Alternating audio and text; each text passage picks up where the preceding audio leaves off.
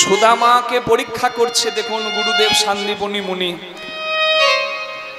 বলছে, বাবা আমি যাকে তাকে তো দীক্ষা দিই না। শোনো বাবা, আমার এখানে অনেক রাজবাড়ির ছেলেরা দীক্ষা নিচ্ছে, তো তাদের সঙ্গে যদি তোমাকে রেখে দিই তাদের মর্যাদা ক্ষুণ্ণ হতে পারে। তুমি কিছু মনে করো না, অন্য কোথাও গুরুর সন্ধান করো। কিন্তু সুদামা ছেড়ে দেবার পাত্র নয়। গুরুদেবের কাছে দাঁড়িয়ে বলছে, গুরুদেব আপনি ফিরিয়ে দিলে আমি ঘরে যাব না, এইখানেই এই আপনার দরজার সামনেই আমি দিনরাত পড়ে থাকবো।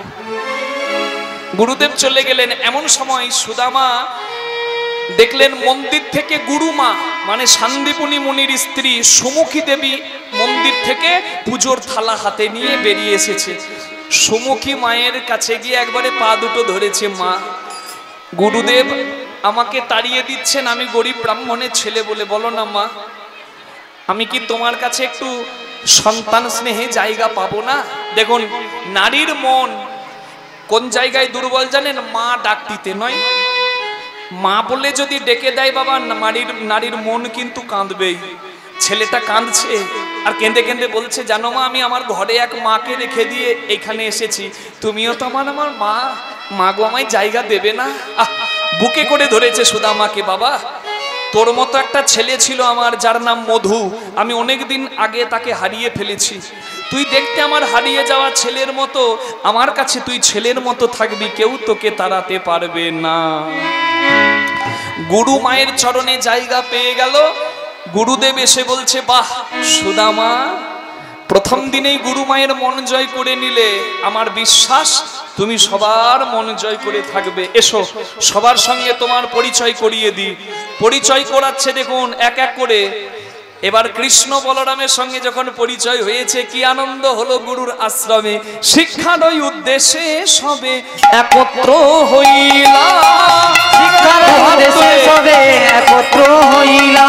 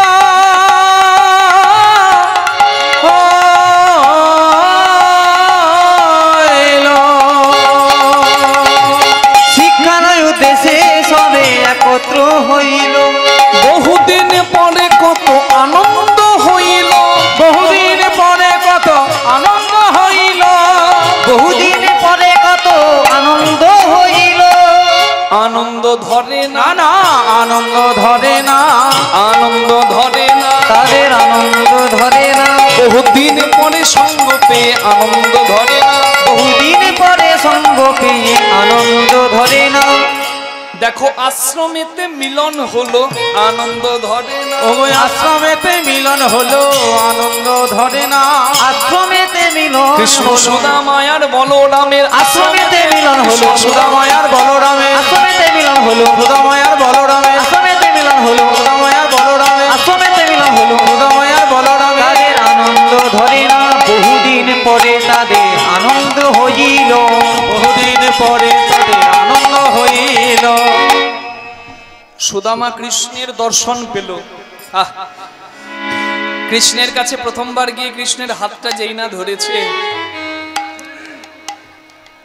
কৃষ্ণকে দেখে যেন তার কত পূর্ব স্মৃতি মনে পড়ে যাচ্ছে।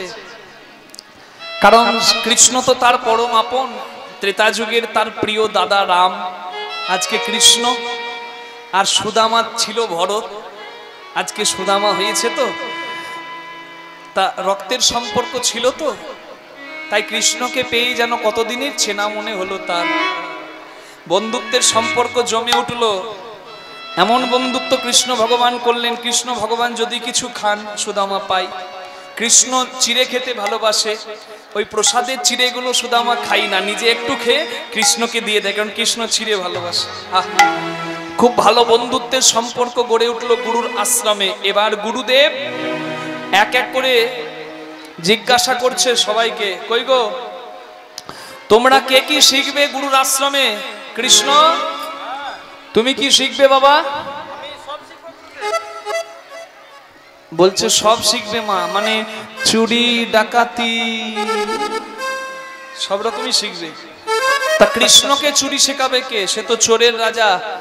সবাই একবার প্রণাম করে বলুন, ওগো চোরের রাজা প্রণাম জানাই, চোরের রাজা প্রণাম জানাই, চোরের রাজা প্রণাম জানাই, চোরের রাজা প্রণাম জানাই। তুমি কৃপা করে সব কেড়ে নাও, চোরের রাজা প্রণাম জানাই। তুমি কৃপা করে সব কেড়ে নাও, আমার কামনা বাসনা যত কৃপা করে সব কেড়ে নাও, কামনা বাসনা যত আমার কৃপা করে সব কেড়ে নাও, কামনা বাসনা যত চোরের রাজা প্রণাম জানাই। কৃষ্ণ বলছে আমি সব শিখবো। গুরুদেব বলছেন বেশ কৃষ্ণ, তোমার যখন সব শেখার ইচ্ছা, আমার আশ্রমে 64 বিদ্যা শেখানো হয়, তুমি 64 বিদ্যাই শিখবে। কিন্তু অন্তর থেকে কি বলছে বলুন তো, হে ভগবান তোমাকে কি আমি শেখাতে পারি? তুমি এসেছো আমার কাছে, কৃপা করে তুমি গ্রহণ করো। কেমন গুরু শিষ্যের সম্পর্ক। কলিযুগের ভগবান চৈতন্য মহাপ্রভু যেদিন সন্ন্যাস মন্ত্রে দীক্ষা নেবেন, কেশব ভারতী কি মন্ত্র জানে যে চৈতন্যের কানে মন্ত্র দেবে? হ্যাঁ, যিনি চৈতন্য দাতা তাকে মন্ত্র দেবে কেশব ভারতী? কেশব ভারতী বলছে আমি মন্ত্র জানি না। তখন গৌরাঙ্গ মহাপ্রভু কানে গুরুদেবের আগে মন্ত্র শুনিয়ে গুরুদেব আবার সেই মন্ত্র শিষ্যের কানে শোনালেন। চৈতন্য মহাপ্রভুর সন্ন্যাস মন্ত্র হলো। এই হলো গুরুর মহিমা। জগতে গুরু প্রয়োজন, বিশ্বজোড়া পাঠশালা মোর, সবার আমি ছাত্র। যে আর এই ভাবটি থাকবে জীবনে, যে যার কাছে এতটুকু পাবে তাকে যে গুরু জ্ঞানে সম্মান দেবে। শিখিয়েছেন গৌরাঙ্গ মহাপ্রভু। একটা ছোট্ট ছেলে গোপালকে গুরু করেছিলেন জানেন। চৈতন্য মহাপ্রভু বহির্গমনে বসেছেন।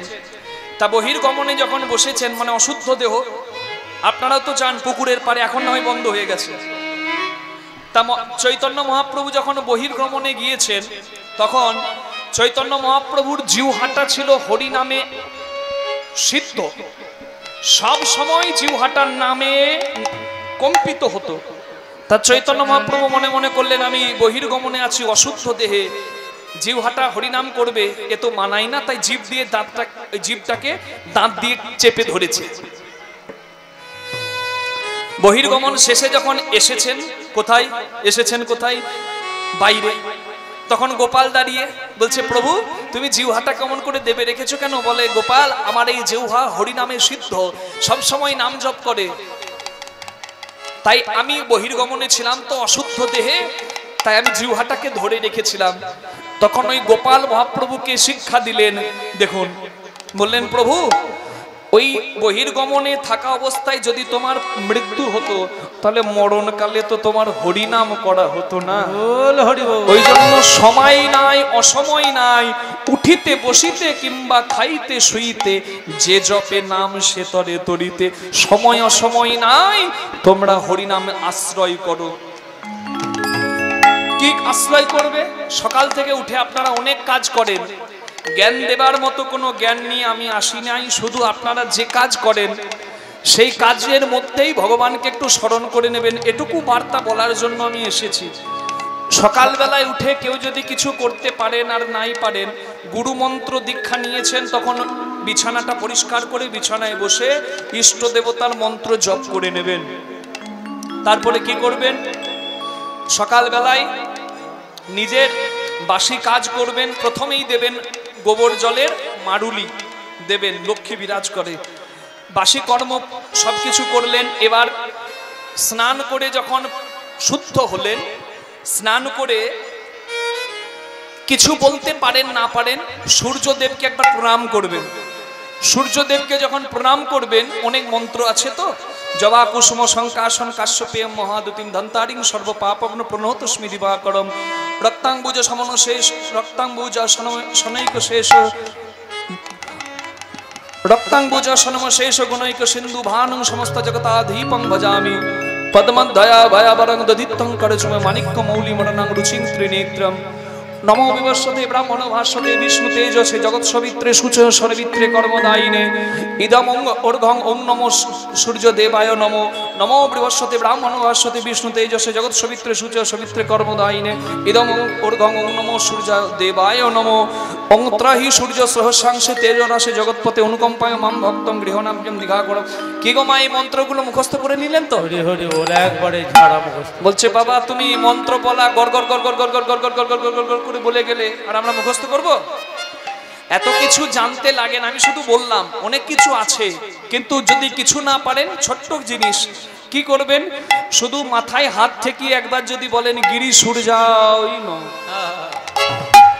সূর্য ভট্টকায় নমঃ, প্রণাম করলেন সূর্য দেবকে, স্নান করে শুদ্ধ বসনে এলেন, কোথায়?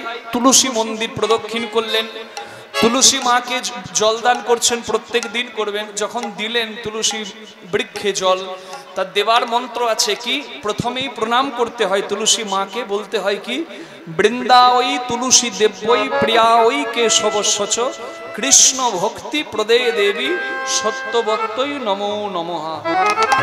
মা তোমায় আমি প্রণাম করি কেন, কারণ তুমি কৃষ্ণ ভক্তি প্রদায়িনী। প্রণাম করলেন। যদি এত মন্ত্র না জানেন, মুখস্থ থাকবে থাকবে না, তার দরকার নাই। কি করবেন, নম নম তুলসী কৃষ্ণ প্রেয়সী রাধা কৃষ্ণ সেবা পাবো এই অভিলাষী, এটুকু বললেন। তাও যদি না পারেন, একটা মন্ত্র যেটি হলো মহামন্ত্র, মহামন্ত্র বলবেন হরে কৃষ্ণ কৃষ্ণ কৃষ্ণ হরে হরে, হরে রাম রাম রাম হরে হরে। আপনি একটু জলদান করলেন। এবার ভগবানের বিগ্রহ আছে বাড়িতে, মন্দিরে নিয়ে যাবেন, তুলসী পত্র চয়ন করে, তুলসী শাখা সমেত কেউ ছিঁড়ে নেবেন না, পরম অপরাধ হবে। ছিদ্রযুক্ত তুলসী মানে ছেঁড়া তুলসী কোনো বৈষ্ণব সেবায় কোনো গোবিন্দ সেবায় দেবেন না, চরম অপরাধী হতে হবে। এর প্রমাণ শাস্ত্রে আছে। ঋচক নামে এক মুনিপুত্র মহাতপা, কেউ কেউ বলে ব্রহ্ম, সেই ঋচক মুনির পুত্রকে ঋচক মুনি বলেছিলেন, যা বাবা তুলসী বিষ্ণু চরণে দিয়ে আয়। যখন তুলসী দিতে গেছে, ছিদ্রযুক্ত মানে ছেঁড়া তুলসী গোবিন্দ চরণে দিয়ে দিয়েছিল বলে মুনি নিজের পুত্রকে অভিশাপ দিয়ে ওইখানে পুড়িয়ে ছাই করে দিয়েছিল। জানেন, বলেছিল মুনি পুত্র হবার কোনো যোগ্যতাই তোর নাই, কারণ তুই ভগবত সেবাই জানিস না। কেউ অপরাধ করবেন না, জ্ঞানে অজ্ঞানে অনেক অপরাধ, হয়তো বৈষ্ণব অপরাধের ভাগী কেউ হবেন না। তুলসীর মায়ের প্রণাম করে শাখাটিকে ধরে যখন তুলসী চয়ন করবেন, মঞ্জুরি বা তুলসী পত্র যখন চয়ন করলেন, দেখে নেবেন যেন ছেঁড়া না হয়। এবার যখন চয়ন করছেন মানে তুলসী তুলছেন, তখন মন্ত্র আছে যাকে বলে তুলসী চয়ন মন্ত্র। কি বলবেন, তুলসী মৃতনা মাসে সদাতং কেশবা প্রিয় কেশবার্থে চিনেমি তাং বরদা ভব শোভনে। তুলসী চয়ন করলেন, তুলসী চয়ন করলেন, মাকে বললেন, মা আমি তোমাকে চয়ন করলাম কেন, আমি তোমার শ্রেষ্ঠ স্থান গোবিন্দ চরণে পৌঁছে দেব করে। এবার তুলসী নিয়ে গিয়ে যখন ভগবানের চরণে দেবেন, যুগল ভজন যদি থাকে, যদি দুটি তুলসী পত্র দেন, যখন দিচ্ছেন তখন হাত জোর করে বলতে হবে কি, তুলসী দলমাত্রেন জলস্ব চুলুকে নমা বিক্রি নিতে সমাত্মানম ভক্তেব্য ভকত বৎসল। কেউ যদি তুলসী পত্রে ভাবগ্রাহী জনার্দনকে নিজের চোখের জল এক ফোঁটা মিশিয়ে গোবিন্দ চরণে পৌঁছে দেয়, তার কাছে ভগবান জন্ম জন্মান্তর বিক্রি হয়ে থাকে। বলুন ভাবগ্রাহী জনার্দন মধুসূদন কি জয়। এটুকু কর্ম করলেন। প্রসাদ, প্রসাদ প্রসাদ মানে পরসাদ, শুধু নিজে নয়, প্রসাদ দিয়ে পেতে হয়, তাহলেই হয় প্রসাদ। প্রসাদ পেলেন। এবার যখন সেবাই বসলেন, কেউ অন্ন গ্রহণ যখন করবেন, অন্নকে বলা হয় লক্ষ্মী, যখন অন্ন গ্রহণ করছেন, তা মা লক্ষ্মী যখন গ্রহণ করবেন, মা লক্ষ্মী কার চরণ বন্দনা করে, নারায়ণের। তা অন্ন গ্রহণের সময় যদি কেউ কৃতজ্ঞতা না জানান, তাকে বলে চুরি করা। কি বললাম, চুরি করা। এত বড় কথা বলে দিলাম, চুরি করা বলে। বৈষ্ণবগণ তাকে বলে চুরি করা। কেন জানেন, কারণ হচ্ছে এই সুন্দর সবকিছু, শস্য শ্যামলা সবই তো তার দান, তাকে একবার স্মরণ করে গ্রহণ করতে নাই, তাকে স্মরণ না করে তা কেউ অফিসে থাকে, ব্যাঙ্গালোরে থাকে, দিল্লিতে থাকে, সে কি আর আচমন করতে পারবে? পারবে না। কিন্তু একটা কাজ করতে পারবে, দিনের প্রথম অন্ন গ্রহণের সময় মাথায় ঠেকিয়ে বলবেন ভোজনেষু জনার্দন। লক্ষ্য গ্রহণ করলেন, সারা দিনের ত্রিসন্ধ্যা ব্রাহ্মণ যদি হয় গায়ত্রী করে এবং ইষ্টদেবকে স্মরণ করে, ভগবানকে স্মরণ করে। আপনারা সারা দিনে 24 ঘন্টার মধ্যে 3টে সময় 5 5 5 3 5 15 মিনিট পারবেন তো মা? 3 5 15 মিনিট একটু ভগবানকে স্মরণ করবেন। আর যখন রাত্রিবেলায় ঘুমাতে যাবেন তখন কি করবেন? বালিশটাকে প্রণাম করে বলবেন শয়নে পদ্ম না ভায়ো নমো। আর বাকি সময় যে কাজই করুন, কোন কাজ? সংসার ছেড়ে বৃন্দাবনে বৈরাগিনী হবার দরকার লাগে না। বলছে মর্কট বৈরাগ্য না করো লোক দেখাইয়া, যথাসাধ্য ভুঞ্জ বিষয় মনাসক্ত হইয়া। মানে তোমার ত্যাগ নাই, তুমি বৈরাগী হতে যেও না, তুমি একটু একটু করে শুরু করো। কোনো কৃপা গুণে যদি কোনো জীবের স্বীকৃতি হয় তবে সেজন তার অন্তরে হয় কৃষ্ণ প্রেম উদয়। নিতাই গৌর প্রেমানন্দে একটু একটু করে এগিয়ে যেতে হবে। সারাদিন কি করছেন? গীতায় ভগবান বলেছেন যদ করোসি মানে যা করবে, যদ আসনাসি যা গ্রহণ করবে, যদ দুহসি দদাসি যত যত তপস্যসি কন্তেও তৎকুরুষ মদর্পণম। কোন কাজটা ভালো কোন কাজটা মন্দ বিচার করার তুমি কেউ নয়। কখন বলেছিলেন ভগবান অর্জুনকে? অর্জুন যখন কুরুক্ষেত্রে যুদ্ধে দেখছে যারা যুদ্ধ করবে সবাই তার নিজের, বলে আমি আত্মীয়দের সঙ্গে যুদ্ধ করব, আমি যুদ্ধ করব না, আমি এদের কি করে প্রাণ নেব? কৃষ্ণ ভগবান বললেন প্রাণ নেবা তুমি কে? তুমি হলে উপলক্ষ, তুমি যাদের মারবো বলে ভাবছো তাদেরকে অনেক আগে আমি মেরেই রেখেছি। তুমি হলে উপলক্ষ। ওই জন্য কর্ম যে যাই করুন কর্মের মাঝে ভগবান স্মরণ করুন। হাতা খুন্তি হাতে থাক, ঝেঁটা হাতে থাক, ঘর মশার নেতা হাতে থাক, অফিস যাবার ব্যাগ হাতে থাক, চাষি ভাই কাজে যাচ্ছেন কোদাল হাতে থাক, যে কাজ করবে করো, ভগবানকে স্মরণ করো, কর্মের ভাগ তাকে দিয়ে দাও। অনন্য চিন্তয়ন্ত মাং যে জনা পর্যুপাসতে তেষাং নিত্যাভিযুক্তানাম যোগক্ষেমম বহম্যম। চিন্তা ভগবানকে দিয়ে দাও, কর্ম করো হরি স্মরণ করে। কর্ম তোমার কোনোদিন পাপাচারের হবে না। কর্মের মাঝে যদি ভগবানকে তুমি ভুলে যাও কর্মটা তোমার পাপাচারের হয়ে যাবে। যে কোনো কাজ সারা দিনে করবে একটা নাম করবে কি? সর্বকার্যে সুমাধবম। একটু হাত জোর করে বলতে পারবেন? প্রিয়তাম পুণ্ডরিকাক্ষম সর্বযজ্ঞে সরহরি তস্মিন তুষ্টে জগৎ তুষ্ট প্রণীতে প্রণমং জগৎ।